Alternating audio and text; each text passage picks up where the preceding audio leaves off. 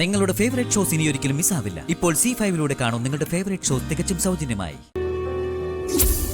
ചിലപ്പോ വരാൻ പോകുന്ന അപകടങ്ങളെ കുറിച്ചുള്ള അടയാളം തന്നെ ആയിരിക്കും ഇത്. ജാതക ദോഷം അത്ര നിസ്സാര കാര്യമൊന്നും അല്ലല്ലോ.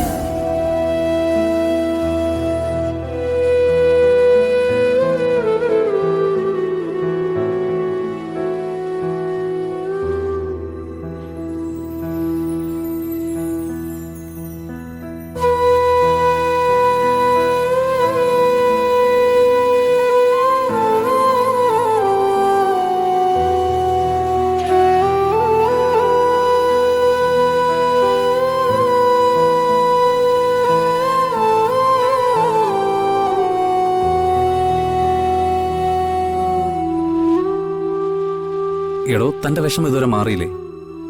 ആരും മനഃപൂർവ്വം ചെയ്തിട്ടല്ലോ സാരി കത്തിപ്പോയത്. സംഭവിച്ചു പോയി, പിന്നെ എന്ത് ചെയ്യാനാവും? എനിക്കിത് വലിയ പ്രയാസമായി ഋഷി. അടുത്ത പ്രാവശ്യം ക്ഷേത്രത്തിലോട്ട് പോകുമ്പോ ഈ കാര്യം തിരുമേനിയോട് പറ. എന്തിനും ഒരു പരിഹാരം ഉണ്ടാവുമല്ലോ.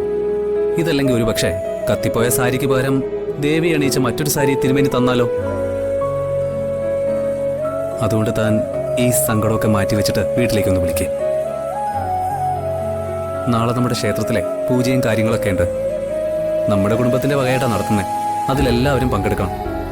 ഗോപികയുടെ കുടുംബക്കാരും ദേവികേച്ചി വിളിച്ചിട്ട് നാളെ എല്ലാവരും കൂടെ ക്ഷേത്രത്തിലേക്ക് വരണമെന്ന് പറയും. ശരി.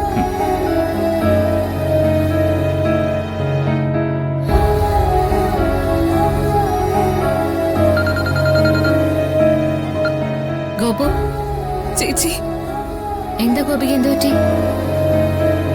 നിന്റെ ശബ്ദത്തിന് എന്തോ ഒരു വ്യത്യാസം. നീ സങ്കടപ്പെടുകയാണോ?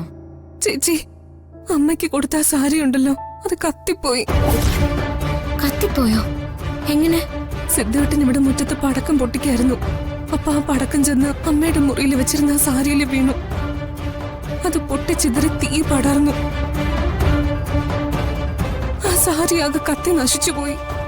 ഈശ്വര, അത് വല്ലാത്ത കഷ്ടായി പോയല്ലോ. ദേവി അണിയിച്ച ആ സാരി കത്തി നശിക്കാന്നൊക്കെ പറഞ്ഞാല് അത് വല്ലാത്ത അപശകനമായി പോയെന്ന് ഇവിടെ ചെറിയമ്മയും ചെറിയച്ചനും പറയുന്നു. അതിനാണോ നീ സങ്കടപ്പെടുന്നത്? സാരി കത്തിപ്പോയത് എന്റെ ജാതകദോഷം കൊണ്ടാണെന്ന് അവര് പറയുന്നത്. എന്നിട്ട് ജാനകി മാഡം എന്തു പറഞ്ഞു മോളെ? മാഡം നിന്നെ കുറ്റപ്പെടുത്തിയോ?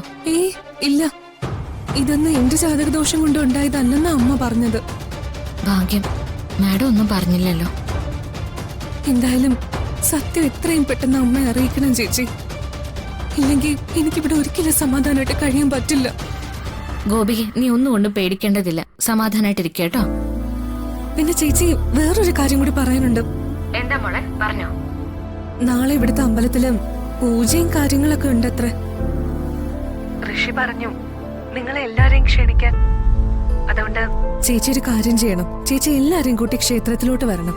അതിനെന്താ, വരാലോ. ഗോപിക, ചേച്ചി. ഗോപിക ആരുടെ അടുത്ത് സംസാരിക്കണേ? ചേച്ചിയാ. ചേച്ചിയാണോ? ഗോപിയുടെ ചേച്ചിയാണോ? എങ്കിൽ എനിക്ക് സംസാരിക്കണം.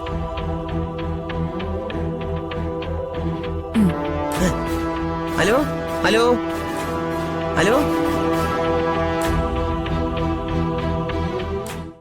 ഡൗൺലോഡ് ചെയ്യൂ C5 ആപ്പ്. കാണൂ എല്ലാ എപ്പിസോഡുകളും സൗജന്യമായി.